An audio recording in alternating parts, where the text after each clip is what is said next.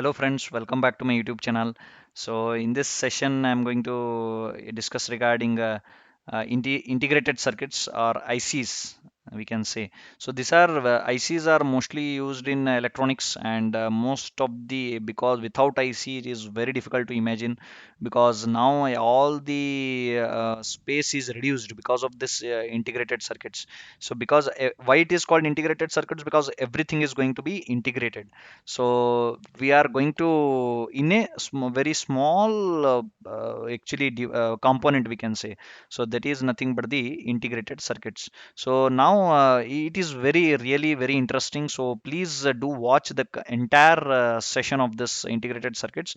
It is at the same time not only the examination or interview or any competitive exams point of view. It is just also interesting, and some of the very important things you will be able to come to know, like why it is like that or why it is used or something like that. So these kind of questions, it is very actually interesting to understand. So please watch the entire session of this IT, that is integrated circuits. And please do subscribe to my YouTube channel in order to get the latest updates and press the bell icon. We'll quickly start the session. So what is this integrated circuits is, as I told you, like it is a um, everything, a big circuitry is integrated, is very come or aligned in a very shorter space, or very shorter component, or very a component which has very less having occupying very less size. That is called as an integrated circuits, and everything is freezed. Now its operation is going to be freezed, everything, its functionality. If we are actually for testing, we are taking it on breadboard or something like that. So if that functionality is going to be okay, then we are manufacturing on a bigger or in a larger way, in a assembled way, like any integrated way. That is called as integrated circuits. So I hope it is clear now. So what is an integrated circuit or an IC? An integrated circuit or IC is one in which all the active and passive components such as transistors, diodes, resistors, capacitors, etc. are automatically part of small semiconductor chip. It is a chip, we can say. Integrated circuits or integrated chip, we can say. So all the components are bought together in a very small chip, which is nothing but the integrated circuits. So why are ICs so cheap? That is also, see, we are including everything, active components, passive components like transistors, diodes, everything. But why it is so cheap, even though if we integrate? So the answer is, like, ICs are so cheap because of simultaneous production of hundreds of similar circuits on a smaller semiconductor wafer. Wafer is nothing but a layer, we can say. So actually now, once everything is fine, the functionality of one is achieved, then we are producing in a larger number. Definitely, if we are achieving a functionality of something in a if we are achieving a functionality of something, okay, then we are definitely production will be there in the larger hundreds or thousands also.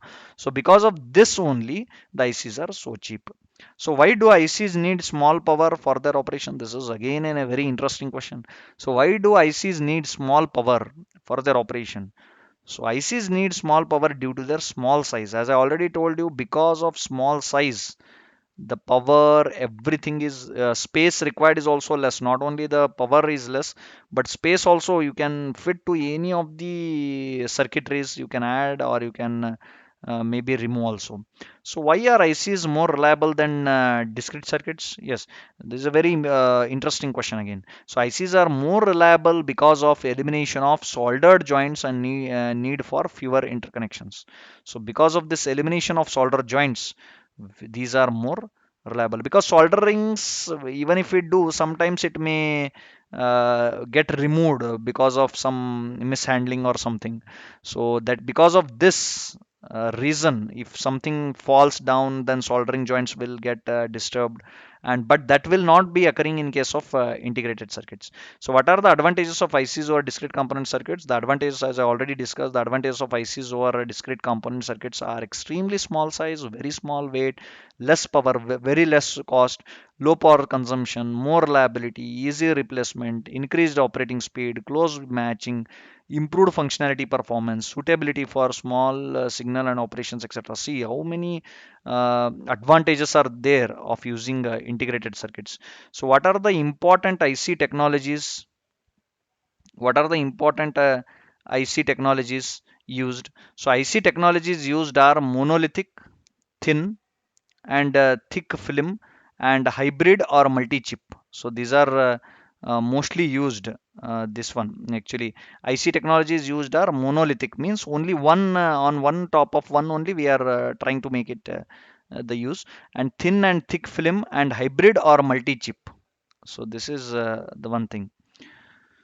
So next is, what is this monolithic IC? Now question arises. A monolithic IC is one in which all the circuit components and their interconnections are formed on a single thin wafer called substrate. Substrate is nothing but the base on which we are trying to manufacture the IC. So a monolithic IC is one in which all the circuit components and their interconnections are formed on a single. So that is why it is a single substrate only it is getting manufactured. So it is nothing but the monolithic IC. So why is SiO2 layer formed over the entire surface in a monolithic IC? So SiO2 layer is formed over the entire surface so as to prevent contamination of epitaxial. Epitaxial is nothing but one layer which is occurred during manufacturing of IC. So how is the SiO2 layer formed on a monolithic IC? This is also again a very interesting question. How it is formed? The SiO2 layer is grown by exposing the epitaxial layer to an oxygen atmosphere to form at 1000 degrees Celsius. In ICs, why the substrate is not employed as a collector? If it is in ICs, the substrate is employed as a collector. All the transistors fabricated on one substrate would have their collectors connected together. So that is why it is not employed as a collector. So why is